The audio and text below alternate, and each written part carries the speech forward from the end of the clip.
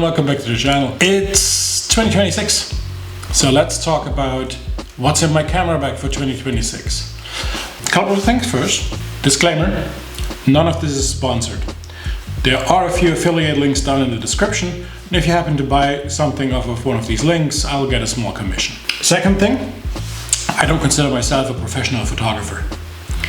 More of an enthusiast, maybe semi-professional, which means that not all, or basically none of the equipment you'll see in this video is actually top-level professional grade material. That might actually help you to see what you can achieve with material, with equipment that isn't top line of equipment you might see on other creators or other photographers' channels. So let's dive right in. First things, the bag itself. This is from Peak Design. It's their 30-liter everyday backpack. And I got it in the summer of 2023, I believe, and I've used it for every single photography project and filming project going to the racetrack since then. It's fantastic. I can fit everything in here, maybe except the gimbal, but I'll talk about that thing later.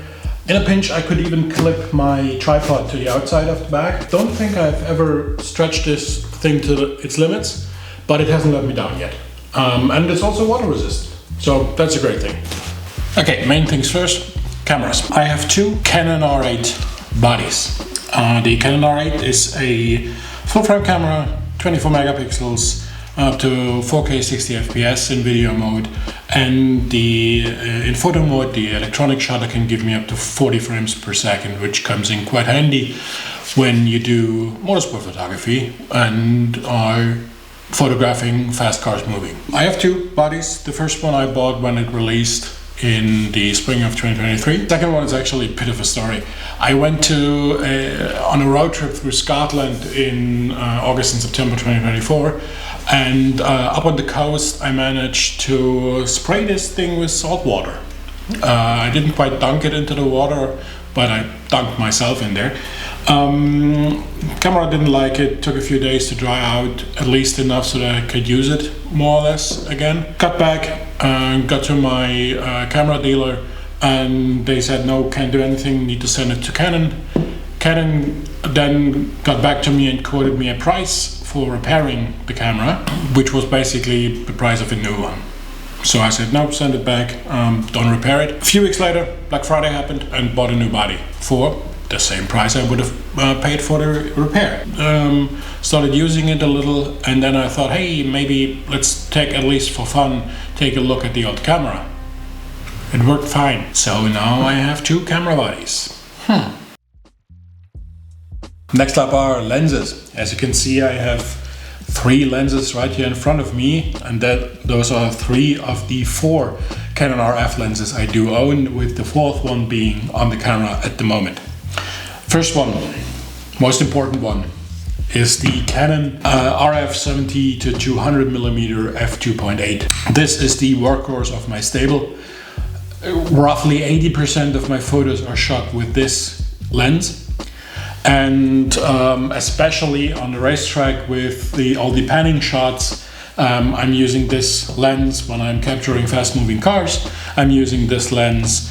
The second most important lens is the 35mm prime lens f1.8 macro, which is on the camera right now and which I'm shooting most of my video content with, be it out on the racetrack or especially talking head shots and other shots here in the studio. The third lens is also the smaller, cheaper, lighter version of the Nifty 50, the 50mm prime lens, also f1.8. I probably use it not often enough. The fourth lens and final lens I have, well, actually it was the first lens I got because I got it in a kit with the camera itself, is the 24 to 50mm. This one has been basically on my shelf for the past nearly 3 years, but lately I've dug it out again because of the 24mm wide angle I can use and for filming. So here you see a clip of me walking around in Maastricht a couple of weeks ago, where I shot pretty much all of the footage with this lens. These are all the lenses I have, all the lenses I use. There are quite a few lenses I would love to have, but more on that in a later section. Next up is the tripod I am using. I am using a tripod from K&F Concept. I can extend it to, I think, 2 meters and 40, and it's a travel tripod. One of the neat things about this tripod is that one of its legs is detachable, and you can use it as a monopod. I haven't used it much in that function because I usually go handheld, even on the racetrack and even for the panning shots and for everything else. But this is probably one of those things I should do more in 2026, use the tripod more as a monopod. Next category is sound. I am using the Rode Wireless Go, the first edition. I have been using it since 2021, I believe, with the receiver clipped to the camera at the moment and the transmitter clipped to this neat little microphone holder. Yeah, I use it for every sound I need. It's the only microphone I have, and I use it on the racetrack. I use it for indoor car events. I use it for all other events, and I also use it here in the studio for these talking head shots as well as voiceovers. Next up are the accessories. There's a variety, as you can see right in front of me, so let's go through them all. First up, we have additional batteries for the Canon R8. Next up is SD cards. I have a 256 gigabyte in the camera for constant use. The camera only has one slot, and I have a couple of 128 gigabyte cards in reserve. Third accessory, filter. This one is an ND filter. I don't use it often enough. Maybe I never properly learned how to use it and when to use it, so I'll need to rectify that in 2026. This yellow thing here is a rain cover for the backpack. Then, as you can see here, a small Gorilla Pod. Earplugs, just small, cheap, disposable ones. An absolute necessity on the racetrack, especially in something as close quarters as Monaco.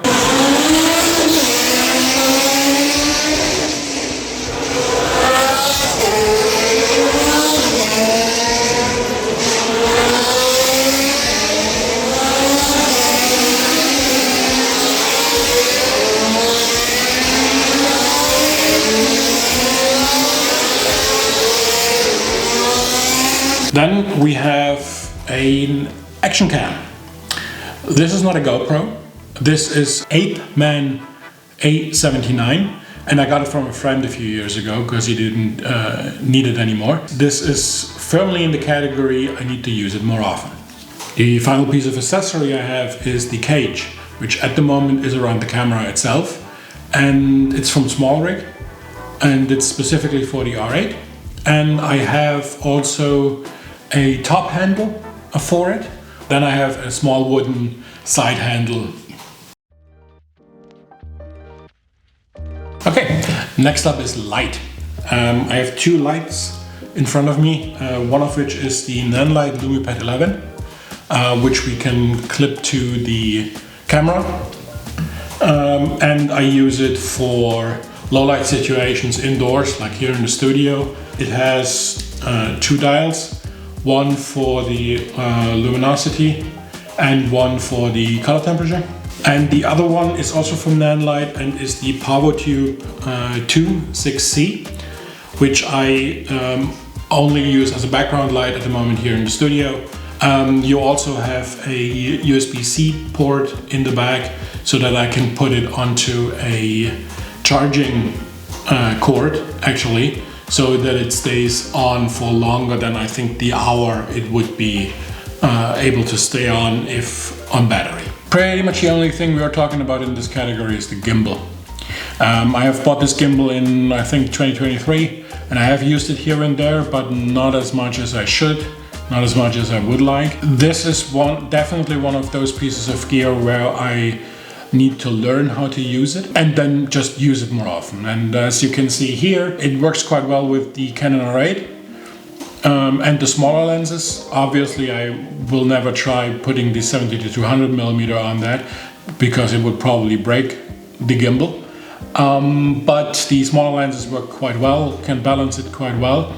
And especially in those indoor events or car events or other events where I'm shooting motionless cars, the gimbal would be very, very useful in providing a much smoother picture. This is one of the goals for 2026, learning how to use the gimbal properly. So until now we've mostly talked about what is in my camera bag right now, what's in the future, what is for 2027 and beyond. I mentioned it in the lens section that there are a few lenses I would like to have. First and foremost, I would like to have a 24 to 70mm lens, the f2.8 from Canon. That is definitely on the list of lenses to buy, probably not in 2026, but maybe in 2027. The next lens is pretty much the dream lens. That's the 85mm f1.2. The bokeh on that thing is just Jeff's kiss.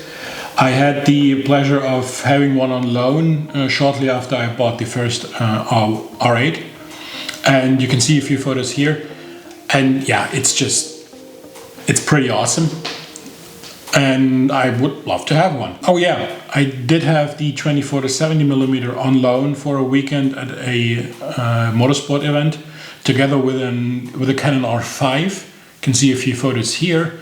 And yeah, again, this is definitely on the list of lenses to buy.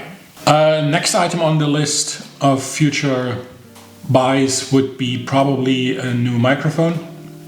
Not necessarily the one for being out in the field, but especially for voiceovers and talking headshots here in the studio.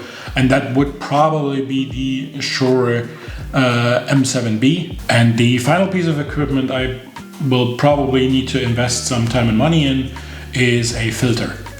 As I've said in the accessories section, I at the moment only have an ND filter. At least a polarizing filter or a set of polarizing filters might be something I need. What is your next piece of gear? Let me know in the comments below. Oh, and something I forgot almost. Phone.